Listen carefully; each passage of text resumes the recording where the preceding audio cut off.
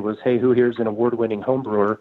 And everyone but me raised their hand, and I looked at the guy next to me, and I said, they have awards for this stuff? Like, I didn't have friends that did it. It was just something I did for fun on the side, like I was into cooking and stuff. So I got home, started entering competitions, including the Mazer Cup as an amateur, and, started getting some positive feedback and getting a couple of awards. And then the family, wife and I, decided to move to Prescott from the Phoenix area to raise the kids in a small town for a different environment. And within a month of moving here, we kind of looked on the Google machine and figured out there were a couple of wineries around us. And we went up to the closest one that was called Juniper Ranch and Vineyards in Skull Valley, which is a fun name for a town. So that's about a half hour even further west of Prescott. Beautiful, though. This town's just surrounded by national mountains, history. There's like active ranches everywhere. And so this winery had about 5 acres of vines, and they had a small, wine operation. And the owners taught me a lot about customer service because when you left there, you felt like family. And before we left, of course, I brought some homebrew mead with me. And they said, hey, you should make your mead here. And I said, well, that's funny you say that. I was just about to start looking for a commercial space in town to either brew or make mead or, just kind of figure it out. And this couple was really nice to us. And, they had kids and grandkids that lived kind of, outside of Prescott. And so we became almost like, the adopted family of Linda, and helped them make wine. And so we would go out a couple times a month, and we wound up doing pretty much everything but pruning vines, and learned how to make wine and bottle and label and all of that. And in less than a year, we, I had figured out like how it could work, what our options were, from custom crushing to start a business where you basically pay a winery that's licensed to make something with your label on it, or setting up an alternating proprietorship. So we decided to go that route. And so as an alternating proprietorship, you are a separate licensed winery as a guest in this sort of guest-host relationship. And the host winery has to amend their permit or liquor license, if you will, with the federal government and the state and the local entity that you happen to have, whether it's a city or a county. And so we had to apply for ours simultaneously and figure this out. And we were the first people in Arizona to do that. And now it's specifically allowed by law. But at the time, we thought that was going to be one of our biggest challenges with the state. And so when I first called the state liquor department, the DLLC for Arizona, I got someone on the phone that said, oh, you can't make mead. I said, well, actually, I'm pretty sure I can. I've done a little research, and could I talk to someone else? And wound up getting the head investigator on the line, and he was really helpful and said, hey, just, tell me what you want to do. Send me a cover letter with your application. And we really they didn't even ask a question as far as that went. So that was great. So we figured out how to fill out the forms and, get our licensing together. And as soon as we started, felt like making and selling product, this couple said, hey, we're going to retire and sell the ranch. And we're like, oh, we just maxed our credit cards and, we're in this business experiment and, kind of have a lot riding on this, And, but they, introduced us to the new owner of this ranch and let us to stay on. We figured out, like a fair lease for us to make a transition. At the same time, we started looking for a new space, and that's the one that you saw in Prescott. And so this historic building, it's about 115 years old, had just, all the leases had run up, and someone was redoing the building, redesigning it, putting in a pretty grand steel staircase, elevator, and bringing it up to code because the use the building was changing, and we were in a lease. And over a year, we did almost everything you can imagine in, small-time construction, from building and got running a jackhammer and, sanding, grinding, painting, wallpaper, and we wound up building from scratch a very small production meadery, where we also made some cider, and tasting room, and an office, and a storage space. And we thought it would take about 3 or 4 years to sort of realize the potential of the space, given the, the pace that we were going, and, we could barely afford to, we just had to figure out how to hire, some staff, because we couldn't be there 24/7 to get things going the way they had to at first. And it took 3 or 4 months to get 34 barrels in service, flex tanks. It was just amazing how our product was received by different restaurants in Arizona and all of the locals in Prescott and people that come to our town for tourism. And so it really just kind of blew up. And it did take a couple of years to to grow that company and save up enough money for a down payment on an SBA loan. And then we purchased a 1 acre commercial lot, designed a production meadery from scratch.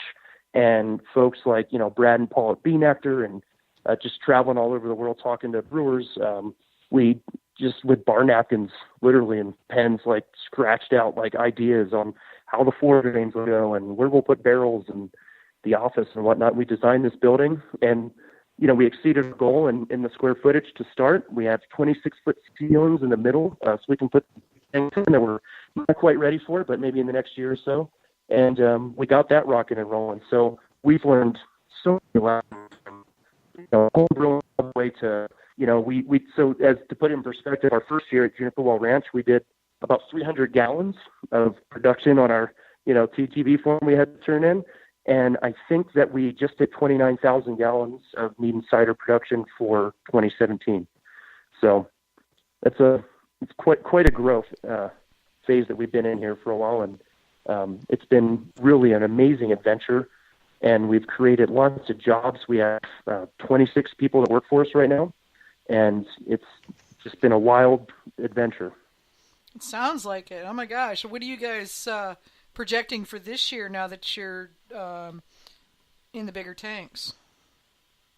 Yeah, so we think that we'll do at least 50,000 gallons of production in 2018. And nice. Just depending on how things go, once we, figure out the whole tax thing and all that stuff this year, we would like to get probably 2 more tanks that are bigger this year. So, one thing we've learned is whenever you upsize and you need to, after you fine or filter, you always need the same size vessel to move stuff into. So right now we're working with 1,193 gallon red wine tanks primarily, and we have a couple of 30 barrel bright tanks. And so we're looking at getting tanks that are about twice that size, maybe 3 times, depending on what's available. And, that would be the next step for us. We designed our space so that 1/3 of our production area where the drains are is all packaging. So we have a really nice bottling line from Prospero now. We have flip-top clothing machine that was also because one of the bottlenecks, to use a goofy pun, in our production is when you go to close a flip-top bottle, after about 4 cases, your thumbs are shot. And so there was one company we could find in the world that could make a machine that would close the flip-top for us. And so we actually sent, one of our staff to Austria to get trained in that. And now we have this machine that you apply the flip top, you orient it facing left or right, depending on where you're standing. It goes into a machine and it closes the flip top as fast as we can put them in. So that's pretty cool. We have a keg cleaning station and that side as well. And then the other sort of 2/3 of that production space are all reserved for tanks. Everything's, glycol jacketed now. So, maintaining and, continually increasing, improving the consistency of products, been obviously a concern as you grow. And things have actually, because of all of the, the benefits you get, able to get better equipment, improved. And that's been really nice because it's always a concern when you're changing the way you do things and scaling up. Yeah, gosh. I mean, I'm really stoked to see the new place the next time I come out. That'll be pretty cool. It's hard to walk through it some days, as we get full. So when I got back from a Christmas vacation, the first thing I did was call the bank we got our last loan from and say, all right, we need a new building. So we have a lot of paperwork to fill out in the next week or 2. So it's time. So that building is already maxed out, and we need storage and some offices now for all of our staff. Wow. It's pretty crazy. Are you still operating the same tasting room? We are. So our licensing will have to change this year. And so that's something that, as you grow, it's important to keep in mind. Whatever, every state is different. But in Arizona, eventually, if we make over 40,000 gallons, we have to go from being what's called a farm winery to a producer. So we have to get a different series of a license. When that happens, which would be, early 2019, certainly, then we can no longer have a satellite tasting room, or we're allowed in Arizona, if you're a farm winery, you're making under 40,000 gallons a year of, wine, and of course, if anyone's listening and doesn't know, anyone that makes mead or cider is legally making a wine, according to the government. So when that happens, in Arizona, we can have a tasting room at our production facility and 2 satellite or remote tasting rooms, and it's very affordable to do that compared to having to purchase the type of license that allows you to sell beer and wine in Arizona. So we're going to have to get 2 different types of licenses in order to maintain our current sort of situation with our production facility and then our separate tasting room. So that's something else that you have to prepare for as you grow. That's interesting. So does that mean that there is a tasting room in Phoenix on the horizon? Maybe next year. I think that, the Phoenix, Scottsdale area would be a great place for us to go. I think that, in Arizona, just strictly based on population, most of the folks that know about us and come up to Prescott, live in the valley. We have a lot of fans in Tucson as well, which is the second biggest city in Arizona. But yeah, I think, from what, I've lived and worked in Phoenix for a long time, and I'm always kind of looking around for what area would be nice. But we don't have like concrete plans for that, but we definitely talk about it. So I think that would be a really positive thing for us and for Mead as well.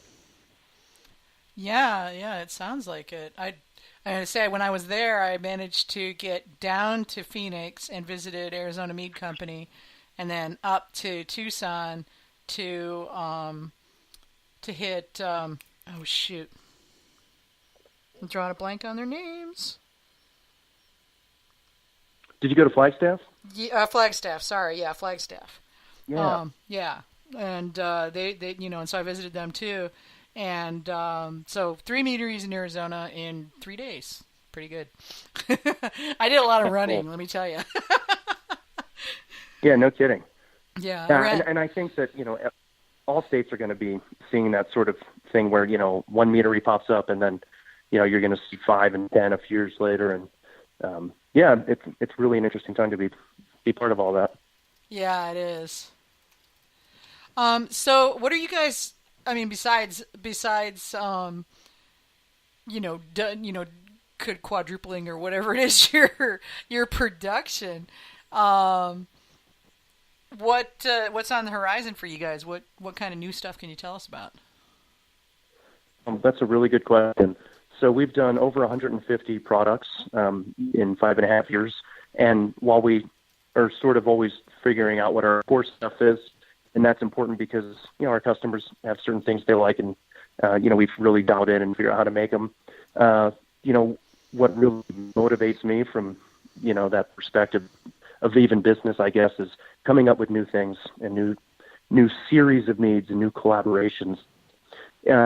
Consistently moving forwards, you guys are going to be able to see really interesting collaborations coming out from Superstition with other breweries, and we'd like to work with some other breweries as well. We just did a 100-ingredient mole mead with Wren House Brewing in Phoenix. Oh, wow. We have all different kinds of, so we had to count the different types of cinnamon and, chilies and spices and everything that went into it, and it's just tasting amazing. It's ridiculous. So one thing, when we do stuff like that, it's really expensive. And so, we used to do 1 barrel, and now we've been doing 2. And so our goal this year is to start doing maybe 4 to 8 barrels worth of every collaboration. So it's a little, we can get it out there to some more folks and share what we like doing the most. We are really excited this year to start a rum barrel aging project. So we have a whole lineup of different sorts of meads like salted caramel, creme brulee, or pina colada that we would love to age in rum barrels. Yeah. So we've only ever used Arizona honey. That's part of our company. And I think for the first time, we're going to try and use honey from the Caribbean. We've tried some different honeys. And so for combining, the terroir of a place where, you associate rum being made, I think that makes sense. So anytime that I think a business switches something they're known for, it has to be intentional, and you have to have a reasoning behind it. And so that is also something we're talking about doing for this rum barrel aging project. Another thing that we've never used is French oak, and we're really excited to get a wine press so I can get back to the old days when we first started making wine and and press whole fruit and age it in French oak barrels and do a really nice high-end series.